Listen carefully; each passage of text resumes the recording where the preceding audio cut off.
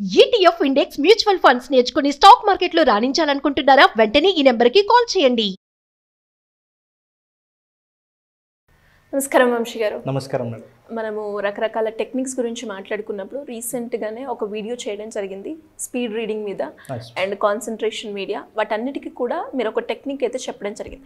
And అలాగే ఇంకా reading పరంగా ఎఫెక్టివ్గా ఉండాలి, తొందరగా రీడ్ చేయాలి, ఆ రీడ్ చేసింది తొందరగా అర్థం చేసుకోవాలి అనుకునే వాళ్ళకి ఈరోజు ఏ టెక్నిక్ చెప్తున్నారు? ఈరోజు మనము స్పీడ్గా చదవాలన్నా ఎఫెక్టివ్గా చదవాలన్నా ఒక అద్భుతమైన టెక్నిక్ని మనం చెప్పబోతున్నాం మేడం. దాన్ని SQ3R టెక్నిక్ అంటారు. ఓకే. ఈ SQ3R అనేది వరల్డ్ వైజ్గా కూడా ఫేమస్ అయినటువంటి ఒక అద్భుతమైన టెక్నిక్ మేడం.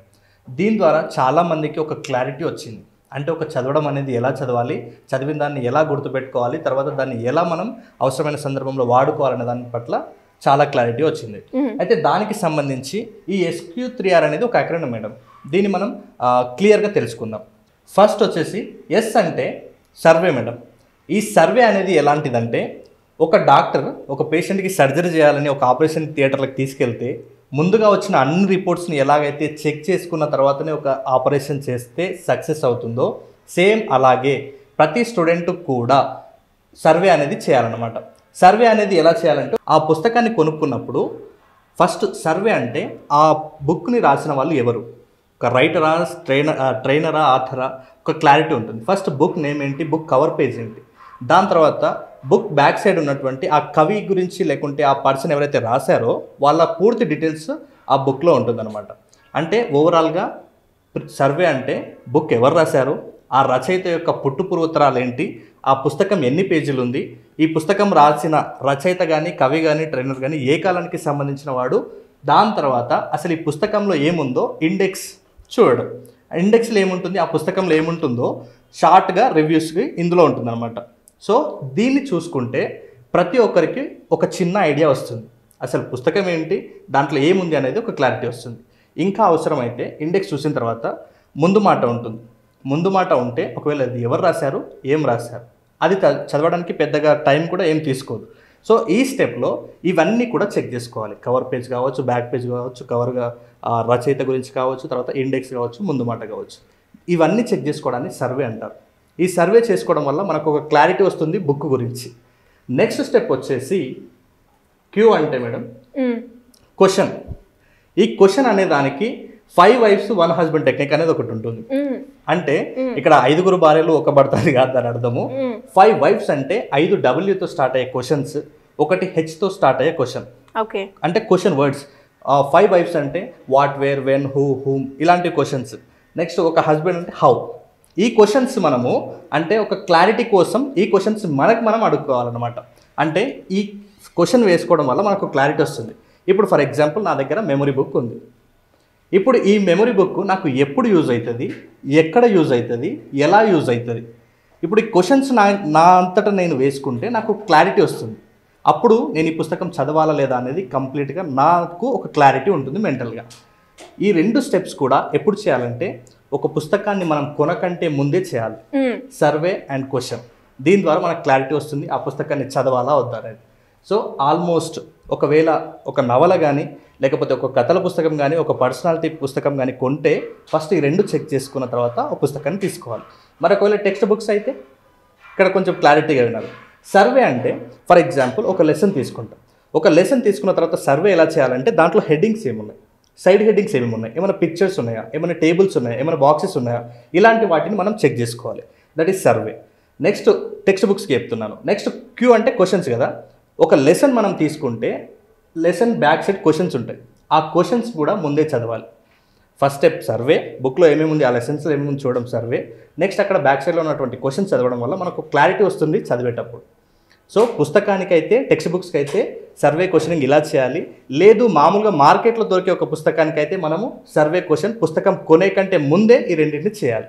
టెక్స్ట్ బుక్ అయితే ఎలాగో మీ దగ్గర ఉంటుంది కాబట్టి లెసన్ వైజ్గా చేసుకోవాలి. రిమైనింగ్ స్టెప్స్ అన్నీ కూడా అన్నింటికి సేమ్. అంటే మామూలుగా ప్రైవేట్ బుక్స్ కావచ్చు, టెక్స్ట్ బుక్స్ కావచ్చు. So what is the next step అంటే ఆర్ అంటే రీడ్ మేడం. ఆల్రెడీ SQ అయిపోయింది. 3R అంటే 3 R'లే ఉంటాయి. దాంట్లో ఫస్ట్ R వచ్చేసి రీడ్. ఇది చాలా క్లారిటీగా వినాలి మేడం. ఈ రీడింగ్ అనేది 2 types ఉంటుంది. ఒకటేమో యాక్టివ్ రీడింగ్, ఇంకొకటి ప్యాసివ్ రీడింగ్. యాక్టివ్ రీడింగ్ అంటే మన సెల్ఫ్గా మనం ఇంప్రూవ్ అవ్వడం కోసం, మనకు రిజల్ట్ రావడం కోసం చేసేది యాక్టివ్ రీడింగ్. ప్యాసివ్ రీడింగ్ అంటే టైంపాస్ కోసం చేసే రీడింగ్. అంటే ఇది ఒక టీచర్ చూస్తున్నారనే భయంతోటో, లేకుంటే ఇంట్లో చదవకపోతే అమ్మ నాన్న తిడతారనే భయంతోటో చేస్తుంటారు. ఇది ప్యాసివ్ రీడింగ్. నేనేమంటానంటే మీరు చదివేది కొంత సమయమైనా సరే యాక్టివ్ రీడింగ్ చేయండి. ఈ ప్యాసివ్ రీడింగ్ చేసి టైంపాస్ చేయకండి. ప్రతి ఒక్క విద్యార్థికి చెప్తున్నాను. ఇంకొకరు చదివేటప్పుడు చాలామంది టార్గెట్స్ పెట్టుకుంటారు. అది ఎలా పెట్టుకుంటారంటే నేను 5 గంటలు చదవాలి, నేను 10 గంటలు చదవాలి, నేను 18 గంటలు చదవాలి, ఇట్లా టార్గెట్ పెట్టుకుంటారు. చదివేటప్పుడు టార్గెట్ టైంకి పెట్టుకోకూడదు. ఇన్ని గంటలు చదువుతాను టార్గెట్ పెట్టుకోకూడదు. ఒక సబ్జెక్టుకి పెట్టుకోవాలి. అంటే నేను ఈ చాప్టర్ చదివిన తర్వాత ఇది ఖచ్చితంగా ఈ టైంలో ఇది చదువుతాను, నేను ఈ చాప్టర్ని క్లోజ్ చేసిన తర్వాత ఇక్కడ నుంచి లేస్తాను, నేను ఈ ఆన్సర్స్ నేర్చుకుంటాను, ఈ ఎక్సర్సైజ్ నేర్చుకుంటాను. ఇలా మీరు టార్గెట్ అనేది మీ సబ్జెక్టుకు పెట్టుకోండి. అప్పుడు మీకు క్లారిటీ వస్తుంది. ఫస్ట్ ఈ రీడింగ్లో నేను చెప్పే ఉద్దేశం ఏంటంటే ఫస్ట్ యాక్టివ్ రీడింగ్కి ప్రయారిటీ ఇవ్వండి. తర్వాత మీరు టార్గెట్ టెక్నిక్ అప్లై చేయండి. దీని తర్వాత నెక్స్ట్ చాలామందికి ఒక డౌట్ ఉంటుంది రీడింగ్లోనే, ఎంత సమయం చదవాలి. కాకపోతే ఒక రీసెర్చ్ ప్రకారం ఏం తెలియదంటే ఒక స్టూడెంట్ ఎంత సమయం ఫుల్ కాన్సన్ట్రేషన్గా ఉంటాడు అంటే ఎఫెక్టివ్గా రీడింగ్ చేయగలుగుతాడంటే 20 మినిట్స్ కంటే ఎక్కువ చేయలేడు. మరి 20 మినిట్సే చేయగలుగుతామంటే అవును, 20 మినిట్సే చాలా ఎఫెక్టివ్గా ఉంటుంది. ఆ తర్వాత చేసేది మళ్ళీ ప్యాసివ్ రీడింగ్లోకి వెళ్ళిపోతుంది. ఓకే, కాబట్టి ఆ 20 మినిట్స్ యాక్టివ్ రీడింగ్కి మీరు ఇచ్చే టైం. మరి 20 మినిట్స్ తర్వాత ఏం చేయాలి? 5 మినిట్స్ బ్రేక్ తీసుకోవాలి. ఈ 5 మినిట్స్ బ్రేక్ టైంలో మామూలుగా టీవీ చూడడం, మొబైల్ పట్టడం అస్సలు చేయకూడదు. అవసరమైతే మామూలుగా వాకింగ్ చేయండి, లేదంటే స్కై వాకింగ్ కానీ. లేదు అనుకుంటే మీ చుట్టూ ఉన్నటువంటి మీ పేరెంట్స్ దగ్గర కొంత సమయం మాత్రమే గడపాలి. 5 మినిట్స్ కంటే ఎక్కువ తీసుకోకూడదు. మరి 5 మినిట్స్ గడిపిన తర్వాత నెక్స్ట్ మళ్ళీ స్టార్ట్ చేయాలి. ఏం స్టార్ట్ చేయాలంటే ఫస్ట్ వచ్చి కూర్చున్న తర్వాత ఇంతకు ముందు 20 మినిట్స్ ఏదైతే చదివారో దాన్ని ఒకసారి రివైజ్ చేసుకొని మిగతా కొత్త టాపిక్ని స్టార్ట్ చేయాలి. ఓకే, సో ఈ 3 స్టెప్స్ని మీరు గుర్తుంచుకోవాలి రీడింగ్లో. సో SQ 3Rలో ఫస్ట్ R అయిపోయింది మేడం. సో నెక్స్ట్ R వచ్చేసి ఏంటంటే రిసైట్. మీరు రీడింగ్లోనే ఇంకొక చిన్న స్టెప్ ఒకటి గుర్తుపెట్టుకోవాలి. మీరు చదివే టైంలో అక్కడ మీరు ఏదైతే అర్థం కాని పాయింట్ ఉంటుందో దాన్ని ఖచ్చితంగా అడిగి తెలుసుకోవాలి. ఎందుకంటే మీకు డౌట్స్ ఉన్నప్పుడు ఆ స్టడీ అనేది ముందుకు పోదు, అక్కడే ఆగిపోతుంది. నెక్స్ట్ రిసైట్ అంటే మళ్ళీ చదవడం. మళ్ళీ చదవడంలో మీరు చాలా జాగ్రత్తగా అబ్జర్వ్ చేయాలి. మళ్ళీ చదివే క్రమంలో ఫస్ట్ ఆల్రెడీ రీడ్ అంటే మీకు క్లారిటీ వచ్చింది, అంటే ఏముంది సబ్జెక్ట్లో ఏముంది అనేది. నెక్స్ట్ రిసైట్ అంటే అందులో ఏది ఇంపార్టెంటో మీకు అర్థమై ఉంటుంది, ఎందుకంటే ఆల్రెడీ ఒకసారి చదివారు కాబట్టి. ఆ ఇంపార్టెంట్ వాటికి అండర్లైన్ చేయడం కానీ, లేకుంటే హైలైటర్తో వాటిని హైలైట్ చేయడం లాంటివి చేయాలి. ఇలా హైలైట్ చేసిన తర్వాత మీరు ఆ రిసైట్లోనే ఇంకొక స్టెప్ ఫాలో అవ్వాలి. దట్ ఈస్ మీరు సెల్ఫ్గా నోట్స్ ప్రిపేర్ చేసుకోవాలి. అంటే మనకి ఏదైతే అర్థమైందో ఆ భాషలోకి మనకు అర్థమైన వేలో మనం ఏదైనా టెక్నిక్ అప్లై చేసామా, లేకుంటే అదే టెక్నిక్ని ఎంత సింప్లిఫై చేసి రాసుకున్నామా, ఆ హెడింగ్ని సబ్ హెడింగ్ని ఎలా రాసుకున్నాం, మనము దానికి సబ్జెక్టుకు సంబంధించి ఫ్లో చార్ట్స్ని ప్రిపేర్ చేసుకున్నామా, లేకుంటే ఫ్యామిలీ ట్రీస్ని ప్రిపేర్ చేసుకున్నామా అనేది ఈ స్టెప్లో ప్రతి ఒక్కరు కూడా సెల్ఫ్గా కూర్చొని చేయాలి. ఓకే, ఇక్కడనే మెమరీ టెక్నిక్స్ కూడా అప్లై చేయాలి.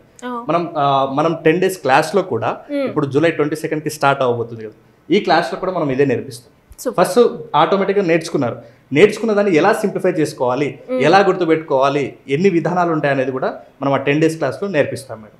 సో లాస్ట్గా R అంటే రివ్యూ. ఈ రివ్యూనే రివిజన్ అనొచ్చు. అంటే మనం ఎంత బాగా గుర్తుపెట్టుకోవడానికి రీజన్ ఏంటంటే మనం ఎంత బాగా రివిజన్ చేసామనేది కారణం. చాలామంది చదువుతుంటారు, వాళ్ళకు వచ్చిందనే ఫీల్ ఉంటుంది, ఎగ్జామ్ హాల్లోకి వెళ్ళిన తర్వాత మర్చిపోతారు. దానికి రీజన్ ఏంటంటే వాళ్ళు రివిజన్ కరెక్ట్ లేదని అర్థం. సో ప్రతి ఒక్కరు కూడా ఈ రివ్యూ దగ్గర ఏదైతే ఉందో అక్కడ మీరు చదివారు, అండర్లైన్ చేసుకొని సెల్ఫ్ నోట్స్ రాసుకున్నారు కదా, దాన్ని వీలైనంత ఎక్కువ సార్లు రివిజన్ చేయాలి. This is the right strategy. ఎవరైనా ఎఫెక్టివ్గా చదవాలన్నా, స్పీడ్గా ఒక కంటెంట్ని కంప్లీట్ చేయాలన్నా SQ3R మెథడ్ని ఫాలో అయితే చాలు. అండ్ అలాగే ఈ మెథడ్ ద్వారా కూడా మనం ఎక్కువగా చదివింది గుర్తునే అవకాశం కూడా ఉంటుందంటారా? అవును మేడం. అంటే ఈ స్ట్రాటజీని ఫాలో అయితే చాలా బాగా గుర్తుంటుంది. అంటే ఒక కంప్లీట్ వేలో ఈజీగా ఎఫెక్టివ్గా చదవడానికి చాలా బాగా హెల్ప్ అవుతుంది. కాకపోతే చాలామంది స్టూడెంట్స్ స్ట్రగుల్ అయ్యేది ఎక్కడంటే ఈ రిసైట్లో. ఓకే, రీడ్ చేస్తారు కానీ ఈ రిసైట్లో వాళ్ళకి ఎలా గుర్తుపెట్టుకోవాలో రాదు, ఎలా నోట్ మేకింగ్ చేయాలో రాదు, ఎలా వాటికి ఫ్లో చార్ట్స్ క్రియేట్ చేసుకోవాలో రాదు, ఎలా మైండ్ మ్యాపింగ్ చేసుకోవాలో రాదు. ఇంకొకటి బై ద వే ఇవి అన్నీ కూడా కొన్ని స్కూళ్ళలో చెప్పొచ్చు, కొన్ని స్కూల్లో చెప్పకపోవచ్చు. ఒకవేళ చెప్పిన వాళ్ళు కొంతవరకు ఓకే, చెప్పలేని వాళ్ళు ఉన్నారనుకోండి, వాళ్ళు స్ట్రగుల్ అవుతుంటారు ఇక్కడ. ఇలా ఎవరికైనా కూడా మీరు చెప్పిన విధంగా ఏదైతే ఉందో, అంటే కొందరు ఆ ప్రాబ్లంలోనే అక్కడే స్టక్ అవ్వడము, ఆ టెక్నిక్ ఎలా వర్కౌట్ అవుతుంది, ఎక్కడ ఇంప్లిమెంట్ చేస్తే ఆ టెక్నిక్ నాకు ఈజీ ప్రాసెస్ అవుతుంది అన్న క్వశ్చన్స్ ఉన్న వాళ్ళందరికీ కూడా మీ క్లాస్లో జాయిన్ అయ్యి మీరు చెప్పే ఆ టెక్నిక్స్ వినాలి అనుకుంటే క్లాస్ ఎప్పుడు ఉండే అవకాశం ఉందంటారు? జూలై 22 నుంచి మనం ఆన్లైన్లో క్లాస్ స్టార్ట్ చేయబోతున్నాం మేడం. అది జూమ్లో లైవ్ ఉంటుంది. 10 days పాటు క్లాస్ ఉంటుంది. ఆ 10 daysలో మనం ఏం నేర్పిస్తామంటే మెమొరీ ప్లస్ స్పీడ్ రీడింగ్కి సంబంధించి ఓవరాల్గా ఒక 25 to 30 కాన్సెప్ట్స్, అంటే ప్రతి దానికి గుర్తుపెట్టుకోవడానికి ఒక ప్రాసెస్ ఉంటుంది. లాంగ్ ఆన్సర్ కావచ్చు, షార్ట్ ఆన్సర్స్ కావచ్చు, లేకపోతే న్యూమరికల్ డేటా కావచ్చు, పీరియాడిక్ టేబుల్ కావచ్చు, ఇలా కొంతమంది స్పెల్లింగ్ మిస్టేక్ రాస్తుంటారు. వీటన్నింటికి సంబంధించి మనం కొన్ని మెథడ్స్ 30 మెథడ్స్ వరకు ఉంటుంది. ఆ 30 మెథడ్స్ని వాళ్ళకి టీచ్ చేయడానికి వాళ్ళు నాతో పాటు 10 days ట్రావెల్ చేయాల్సి ఉంటుంది మేడం. అది జూలై 22 నుంచి స్టార్ట్ అవబోతుంది.